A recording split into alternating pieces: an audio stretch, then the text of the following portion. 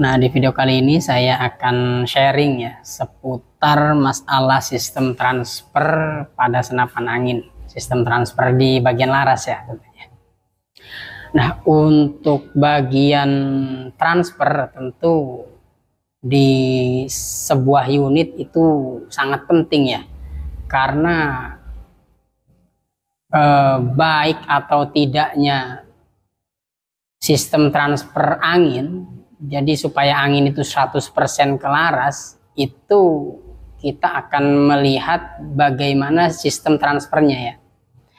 Untuk sistem transfer yang unit-unit senapan di Indonesia sendiri yang paling umum itu ada 3 macam. Ada yang sistem transfernya itu memakai adapter, ada yang pakai seal gelang yang 2, dan ada yang sistem teflon. Sebentar saya gambarkan seperti ini ya. Nah, ini saya gambarkan. Nah, ini sistem transfer. Nah, untuk sistem transfer laras-laras senapan yang biasa saya temui di Indonesia sendiri lah, itu ada 3 macam. Yang pertama, dia sistem adapter laras seperti ini. Nah, yang kedua dia memakai seal. Nah, biasanya ada 2 ya, di depan dan di belakang lubang transfer. Dan ada yang memakai teflon ya, seperti itu, selang teflon ditanam. Nah, di sini saya akan bahas satu-satu ya, sistem transfer dari ketiga sistem transfer ini mana yang berpotensi 100% angin itu ke dalam laras tapi akurasi bagus. Artinya memaksimalkan akurasi itu mana yang lebih baik dari ketiga sistem transfer ini. Oke, saya bahas dari sistem transfer yang pertama, yaitu yang memakai adapter ya. Nah, biasanya ada sebagian merek-merek chamber yang dia sudah ada ininya ya, adapternya. Biasanya dibuat seperti ini, dia kepala larasnya saja seperti ini. Jadi ini sealnya satu nih, tetap sistem transfernya sistem seal. Cuma agar lebih mudah gonta-ganti laras mungkin seperti itu ya. Jadi dia dipisah antara kepalanya dan bagian laras. Nah, ini emang mudah nanti. Kalau kita nanti mau ganti laras, karena kan di tukang bubut itu kan tidak semua tukang bubut mengerti tentang laras ya. Ataupun untuk jenis pisaunya kan beda. Tukang bubut laras sama tukang bubut konvensional yang biasa kan. Kalau tukang bubut laras kan dia pasti punya milling yang khusus loading kan. Terus punya pisau yang untuk bagian si laras bagian dalam itu kan. Kalau tukang bubut konvensional yang biasa dia tidak punya rata-rata. Nah, untuk supaya lebih hematnya dibuatlah seperti ini. Jadi terpisah antara bagian transfernya sama bagian larasnya. Nah, dengan tujuan mungkin nanti pas waktu ganti laras dia lebih mudah. Jadi nanti tinggal beli laras yang masih blank, nanti tinggal dibubut seperti ini. Nah, kalau seperti ini kan nanti ini ya, nanti ada seal di sini satu, dipasang seal satu di sini. Nanti si laras ini kan ditekan, jadi nanti si seal itu menghimpit ke sini. Nah, si laras mentok. Nah, bagaimana dengan sistem transfer yang pertama ini? Oke, kalau masalahnya seperti ini. Dia OD dan ID-nya antara adapternya dengan laras itu dia harus sama OD-nya. Misalkan OD-nya 13. Nah, yang ini harus bener-bener 13 juga. Terus ID-nya juga kalau misalkan ID loading yang bagian adapter ini misalkan 4,8 atau 4,7, maka yang di laras pun harus 4,8, 4,7. Jadi supaya lurus seperti itu kan. Nah, bagaimana kalau misalkan OD dan ID-nya tidak lurus? Nah, kalau seperti ini emang untuk sistem transfernya lebih mudah ya. Alhamdulillahirrahmanirrahim. Adzan asar. Saya skip dulu ya. Oke, lanjut ya. Nah, bagaimana dengan sistem transfernya seperti ini? Sebelum itu, saya akan bahas kenapa OD antara adapter dan laras ini harus pas ya. Terus ID-nya juga harus pas. Misalkan OD-nya harus sama-sama 13, pas harus 13. Dan ID-nya atau bagian lubang loading-nya harus pas. Kalau ini misalkan 4,7, maka di larasnya juga harus 4,7. Nah, seperti ini gambarannya. Nah, ini senapan saya lagi dirawat. Harus dirawat ya, senapan itu harus dijaga lah. Jangan pun benda-benda hidup ya, seperti orang, manusia, terus hewan ya. Benda mati pun kalau kita tidak rawat ya, dia nanti tidak akan memberikan performa yang baik. Nah, seperti ini gambarannya. Nah, biasanya untuk adapter laras itu dia dikunci memakai drat yang pertama ini ya. Nah, baut yang pertama. Nah, si adapter itu dikunci pakai ini. Nah, yang bagian laras dia dikunci oleh baut kedua. Nah, ketika kalau si adapternya ini dia OD-nya lebih kecil daripada laras. Nah, misalkan ada adapternya kita kencengin. Karena ini 13, ID-nya 13 yang masuk ke sini misalkan. Kita kencangkan karena si OD adapter ini kurang dari OD 13, misalkan 12,8 misalnya. Pas waktu si baut ini kita kencangkan, dia otomatis nanti si laras atau si adapter laras ini dia lebih ke bawah ya. Nah, kalau larasnya pas OD 13 dikunci pakai baut yang di depannya, nanti posisinya seperti ini. Si laras itu ya. Nah, nanti posisinya seperti ini. Ini adapter laras. Nah, dia didorong oleh baut. Ini baut L-nya ya, didorong. Karena dia OD 12,8, dia lebih ke bawah sedikit. Nah, pas larasnya OD 13, nanti seperti ini. Nah, posisi laras itu dia lebih tinggi. Nah, nanti ID di transfernya. Nah, misalkan kalau ID-nya yang bagian adapter kayak gini, ya, karena dia agak ke bawah. Nah, karena bagian laras agak ke atas, nanti kayak gini.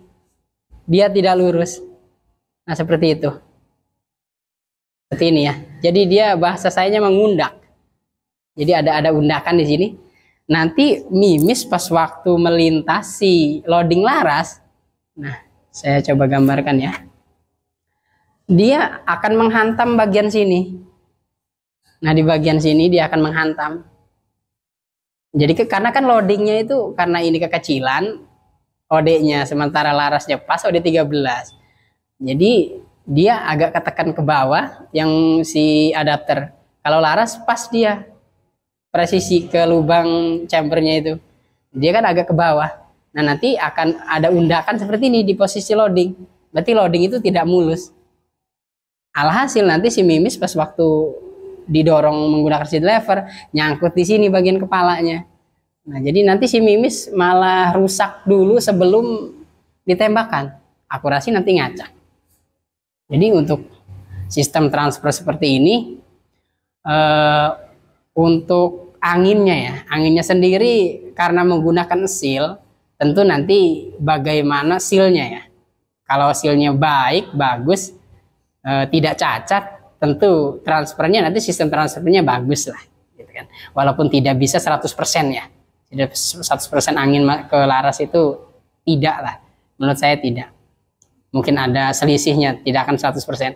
Tapi yang saya khawatirkan bukan masalah transfer anginnya, dia nanti si mimisnya itu jalannya kurang mulus karena yaitu timbul undakan seperti ini, ya. Jadi sistem transfer yang pertama itu sebenarnya benar-benar harus pas sekali. Nah, oke, lanjut kita ke sistem transfer yang kedua. Nah, ini yang umum di kita ya. Jadi larasnya itu full, misalkan OD 13. OD 13, maaf. Dia lubang transfernya dibor biasa. Untuk ukuran lubang transfer itu antara 3,3 sampai 3,5 ya, jangan lebih. Kalau lebih nanti malah mimis jatuh ke sini. Untuk pembahasan besarnya lubang loading nanti akan saya bahas di video selanjutnya ya. Oke, next, lanjut.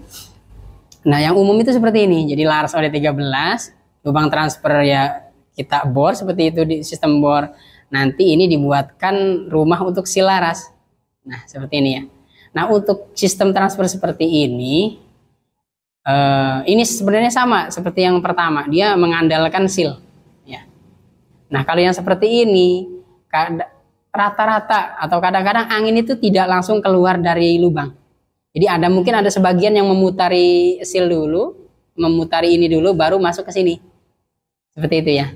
Nah, apalagi kalau sistem sil seperti ini biasanya boros. Terus pas waktu memasukkan itu kalau ID dan OD-nya tidak pas ke chamber itu rawan cacat silnya. Jadi pas waktu dimasukkan kan, pas dimasukkan ke dalam chamber, nah, ke lubang chamber. Nah, biasanya di seal itu kan menghantam bekas lubang-lubang seperti ini. Nah, bagian dalamnya kan agak kasar ya biasanya ya. Nah, pas waktu kita masukkan, selama seal itu tidak cacat, terus selama seal itu ID dan OD-nya pas masuk ke dalam chamber, itu si transfer itu, sistem transfer itu bagus. Tapi untuk 100% ke laras, masuk ke dalam laras si angin itu saya tidak jamin ya. Karena biasanya ada angin yang memutar. Jadi tidak langsung masuk ke dalam transfer, tidak langsung keluar lewat laras. Mungkin ada angin sebagian yang lewat.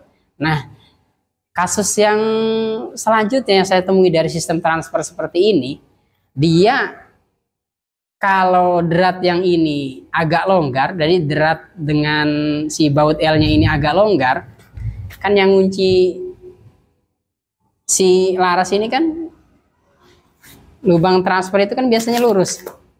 Nah, pembuatan lubang transfer yang di chamber itu kan lurus sama ini ya.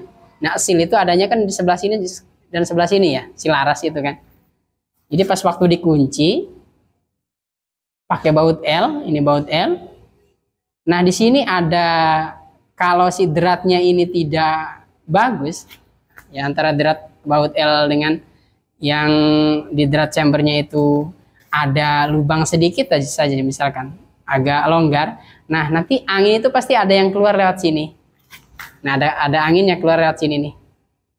Lewat si lubang baut. Karena lubang baut itu dia, kan seal transfer kan adanya di depan dan di belakang lubang ini nih. Lubang baut ini. Nah, pasti ada saja angin mungkin ya 1% ya lewat sini lah. Jadi untuk sistem transfer yang kedua itu saya tidak jamin 100% angin lewat ke laras semuanya. Ya. Nah, next kita akan bahas ke yang ketiga.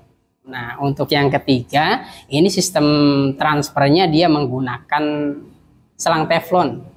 Ya, selang teflon. Jadi pertama itu biasanya kayak gini, dia dibor buat transfernya ukuran 3,2 sampai 3,5 mili ya, dibor. Nah, terus untuk dudukan selang teflonnya biasanya dia memakai end mill.